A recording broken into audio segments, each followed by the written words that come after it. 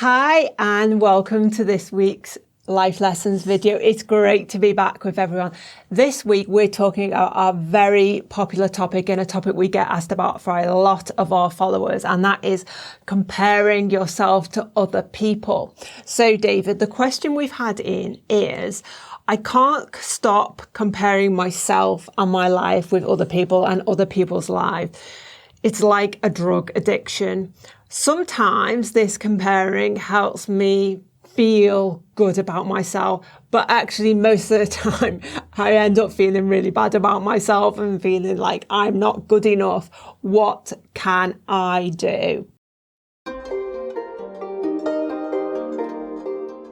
Welcome to our Wu Wei Wisdom Life Lessons series. In each episode, we answer your questions, reveal the powerful life lesson, and offer you lots of practical tips and advice to help you live in balance, harmony, and flow.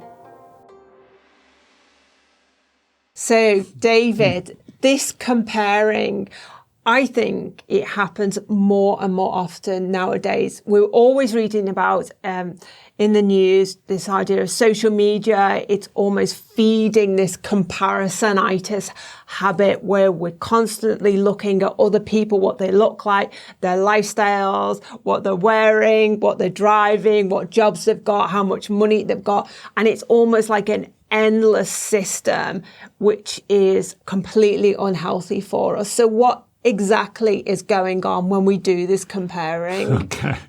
So this falls into the Wu Wei model when we say CCJ. Do not compare, criticise, or be judgmental. So today we're going to focus on comparing.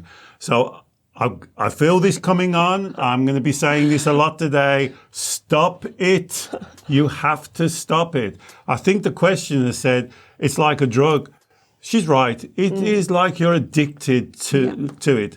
And you have to be aware of this addiction. And she said then sometimes, I think she said it helps her. It never helps you. It's never once helped you. You've got to stop it and stop it now.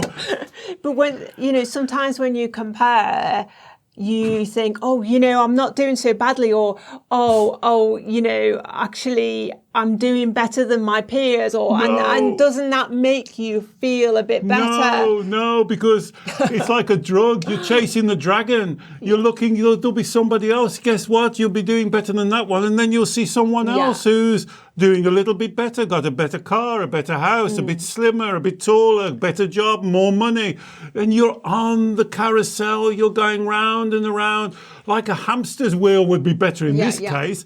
It's like the poor old hamster running as fast as he can and he never gets anywhere. Yeah. This is your human-centered mind. Some people call it your ego, but you have to be aware of what your mind is doing.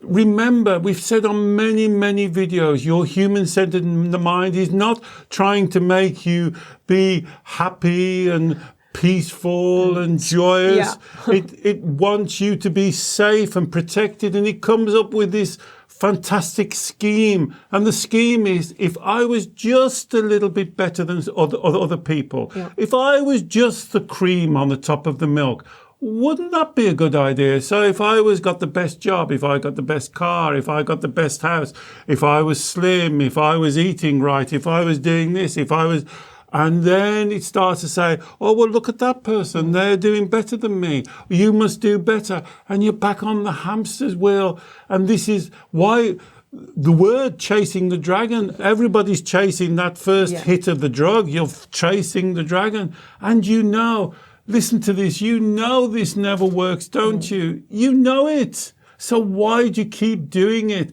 And don't step away from self-responsibility. And if I hear you saying those words, I don't know, I will reach down and get you, because you do know why you're doing it. You've got this idea that if you were just a little bit superior, just a little bit better, then wouldn't the world be better and everything would work out right? So are you saying the human-centered mind or the ego does this as a kind of a survival and protection thing? So if I'm better than everyone else, then that gives me the security that I know that I'm not going to be rejected, or I'm not going to fail, or I'm not going to be embarrassed. Okay. Not going to be shown up. Yeah. Not going to be badly compared. I'm not going to be criticised. I'm not going to be judged wrongly by other people, but then you fall into the trap. You do all of those to other people. But you're the worst. Stop it. I think the human-centered mind thinks if I can do the comparing, if I can do the judging, if I can do the self-criticism first, exactly. Then that prevents other people doing it. So it's like, it's okay for me to do it, because actually the main driver is I don't want other people to find out I'm not good enough. And that's kind of it is faulty logic. It's crazy logic. It's not faulty logic. But that's the way the human-centered mind works. So who controls your mind? Yeah. See, it comes back to the Wu-Wei model every time. Who is controlling your mind? The logic that Alex has just said is absolutely the logic. And this is crazy logic. This will not work. That you can judge other people, you can compare yourself, you can criticize yourself, but other people can't do it to you. This is madness. And this is why you've just got to stop that completely. There is no good can come of this. If you believe there's any good can come from this, write it below and tell me how comparing yourself to others is good, because there always will be someone better. I used to like in the old Wild West films where they say the fastest gun in town, there's always a faster gun. There's always someone doing slightly better. And all you're doing is chasing your tail, going round and around, round and around. Instead, what's the alternative? Take self-responsibility. Just be responsible for you. Be the best that you can be. Be your own judge on you. Don't compare yourself with other people. But David, I think it's a good idea to compare myself with other people, because for two reasons. One, because it's a helpful measuring stick for me to know when I'm on the right track, because otherwise it's kind of like shooting in the dark. If I can see that's what they're doing, that's what I want to be doing, I can use it as a measuring stick. Am I nearly there yet?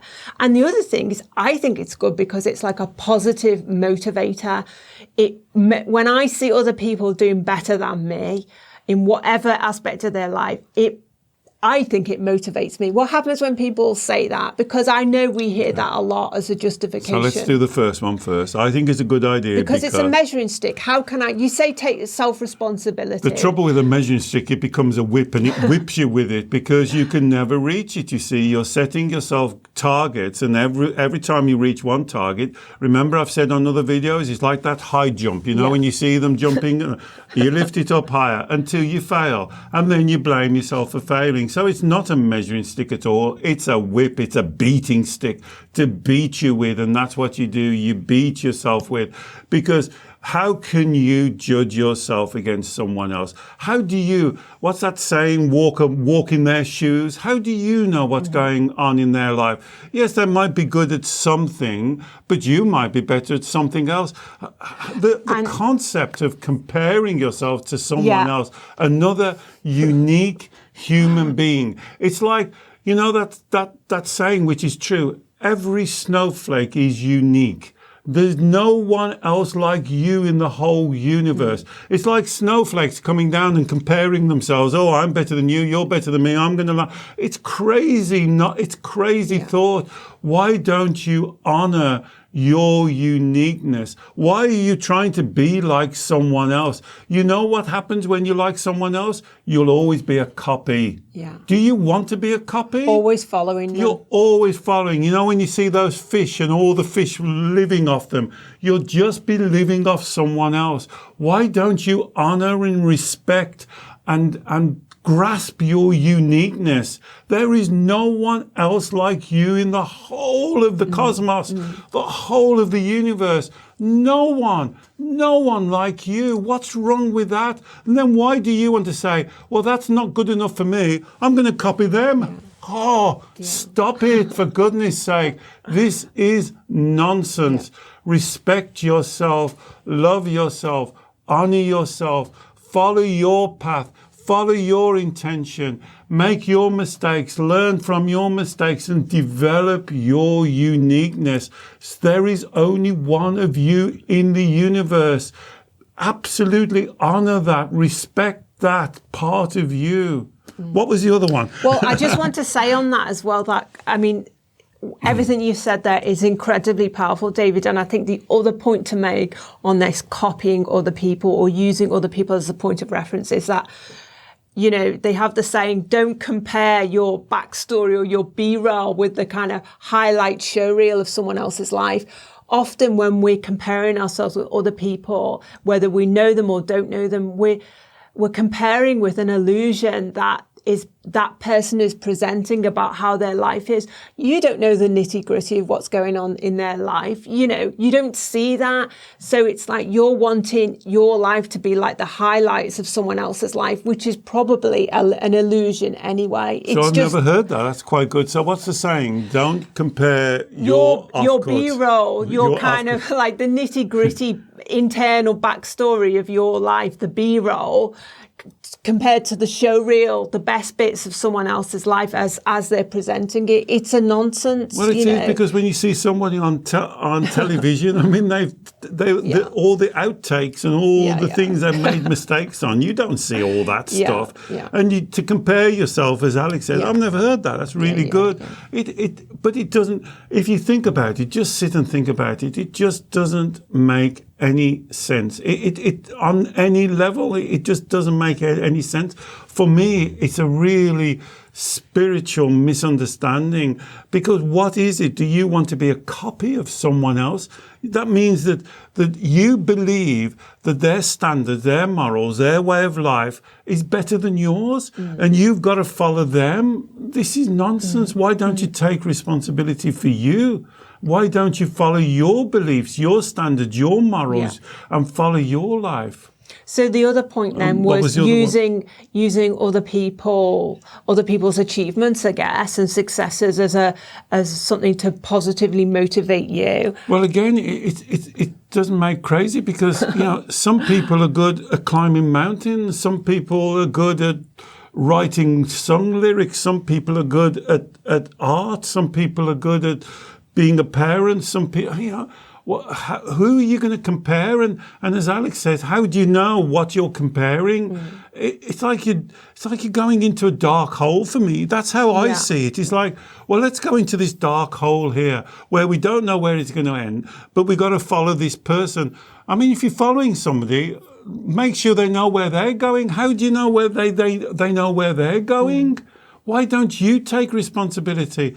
To me, what this is like is saying, I'm not taking responsibility, but I'm going to choose some random person and follow them. Yeah. How do you know they know where they're going? You know, this is the most important thing. This is what we say on all of the videos. Don't follow me. I'm not asking you to follow me. I want you to follow you. This is why I'm always saying, when you disagree, write it down, what you disagree with, and we can have a conversation, because you have to take responsibility. Here's a fundamental of Wu Wei wisdom. You are the person in control. Take hold of the rudder, the steering wheel, and guide your ship. Don't follow someone else. They don't know any better than you. You know everything you need to know. This is your life, your mind, your body. Take responsibility, and above all, give that example. Inspire your children to follow their inspiration. Their truth. I love that word, inspiration. Be inspired in your spirit. Follow that Shen, that inner knowledge. Don't follow some random person, because that's where they're going to lead you. They're only going to lead you where they're going, and then they'll be there first. This is a nonsense. You'll be the second person there. Why don't you be the first person to where you want to go to? Don't be second, be first.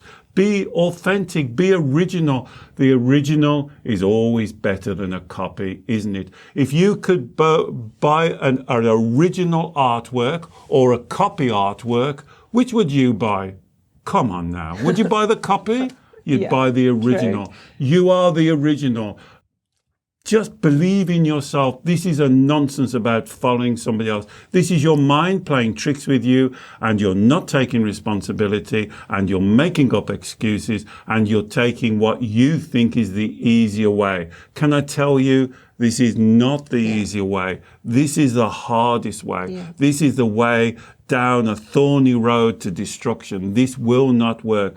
Chinese call this the carousel of despair. You're going around and around, and as they lead you off a path, and you find somebody else, and then they lead you, and then you find somebody else, and they lead you. And that's when life becomes a struggle. That's when, you know, you drive yourself so hard in the direction of following other people. People, you know, are suffering from anxiety, depression, burnout, constant dissatisfaction with their life, when you should be living in green light feelings. When you should be living so joyous, so creative, in your spirit, inspirational to yourself and to your family and your children, coming up with new, authentic ideas that no one else has ever thought about, following them through, living your truth. Being truthful to you. My goodness, I can't tell you how important this is. You've got to stop this nonsense. This is like a drug. The lady's right. You are addicted to this. You know, go cold turkey. Yeah. Just stop it. Well, this is... Stop it. I wanted to leave the viewers with a practical exercise, because sometimes we don't even realize when we are doing this comparing. It's a habit which we are choosing to do, but we don't, it's almost like on default. So we compare, we don't realize we're comparing, but we're just left with the red light feelings. And then it's almost like, why have I got a red light feeling?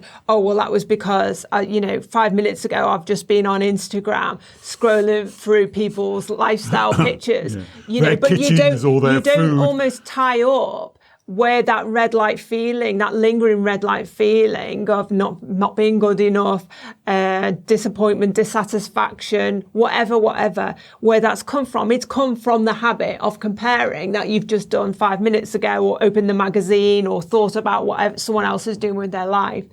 So a practical exercise, David, which I know we teach everyone, and this really just raises awareness of how often you're doing the comparing. Because I think, and I think the exercise you're going to give people is very good, because I think, apart from what Alex says, you do not realize how seriously and how often you're doing it. Some of my clients will be doing it 2 or 3 times a minute. Yeah. A minute. Yeah. So they're watching like a blink of an eye, watching a TV program, looking at Facebook, driving along, walking along, looking at somebody else, what they're wearing, looking at Instagram photographs of what they're cooking, and saying all the time. Yeah. So what's the exercise? Well, I was going to ask you to demonstrate. But basically, it's this, to just stop it. As soon as you catch yourself, you'll become aware that there is a link between these habits of thinking.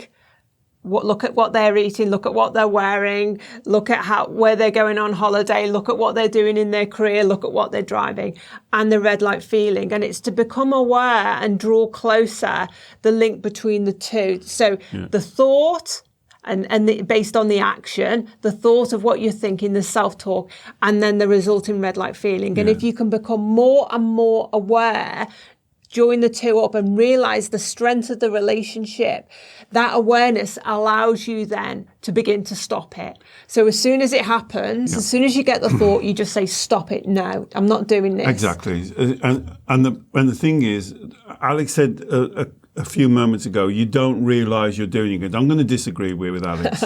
You do realize. Well, you do. Once you start this practice, you know it's very you bring it into your conscious awareness. You're trying to forget about it, and you've got to be aware of how many times you do it. So here's a little exercise.